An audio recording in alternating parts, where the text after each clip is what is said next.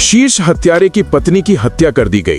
हत्यारा न केवल सजा से बच गया बल्कि बेधड़क पुलिस स्टेशन से बाहर भी निकल गया। हत्यारे को ढूंढने के लिए मैथ्यूज हैट गाय के बारे में पूछने के लिए एक टैटू पार्लर गया। जब क्लर्क ने हैट गाय का नाम सुना वो तुरंत घबरा गया। उसने चुपचाप एक हैंडगन निकाली और मैथ्यूज हेड पर तान दी। मैथ्यूज धीरे से खड़ा हुआ, उसे जरा भी डर नहीं लगा। झट से बंदूक दूर फेंकी और उसे कोहनी से मारा।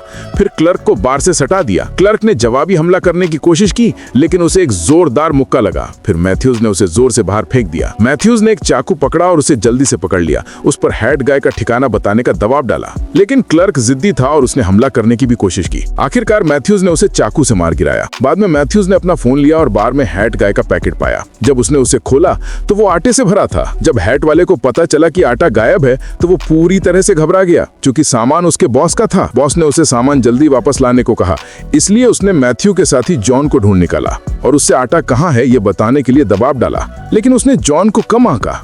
जैसे ही हैट गाय ने बंदूक उठाई उसे लात मार दी गई। उसी समय एक और आदमी डंडा लेकर जॉन की ओर बढ़ा। जॉन ने घुटने से डंडा तोड़ दिया, उस गुंडे को पकड़ लिया और उस पर बार बार चाकू से वार किए। चीजों को बिगड़ते देखकर मेरे पैर में बहुत चोट आई। पैट गाय जब तक हो सका भाग गया। जॉन को मैथ्यूज मिल गया। उन्होंने क्लर्क के फोन से पैट गाय को मैसेज किया और कहा कि अगर उसे सामान चाहिए तो अकेले ही आना। पैट गाय के पास मानने के अलावा कोई चारा नहीं था। वो एक बार में मिलने के लिए राजी हो गए लेकिन उसके आदमी उसकी सुरक्षा के लिए घात लगाए बैठे थे। जल्दी मैथ्यूज भाग गया। एक गुंडे ने पीछे से उस पर घात लगाने की कोशिश की लेकिन आखिरकार मैथ्यूज का शिकार वही हुआ। जॉन ने भी नीचे जाकर तुरंत कार्रवाई की।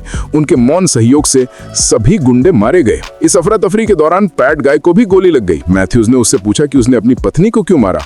उस आदमी ने कहा कि ये बॉस का आदेश था। सच्चाई जानकर मैथ्यूज ने उसे तुरंत बाहर निकाल दिया लेकिन उसे समझ नहीं आ रहा था कि उसकी पत्नी उस गिरोह में कैसे उलझ गई। जब तक उसने अपनी पत्नी की कार्य फाइलें नहीं देखी तब उसे आखिरकार सब कुछ समझ में आ गया।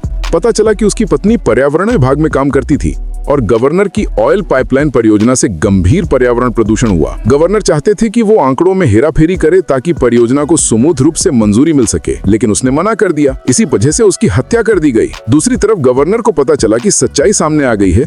उसने तुरंत गिरोह के सरदार को मैथ्यू की बेटी का अपहरण करने के लिए भेज दिया।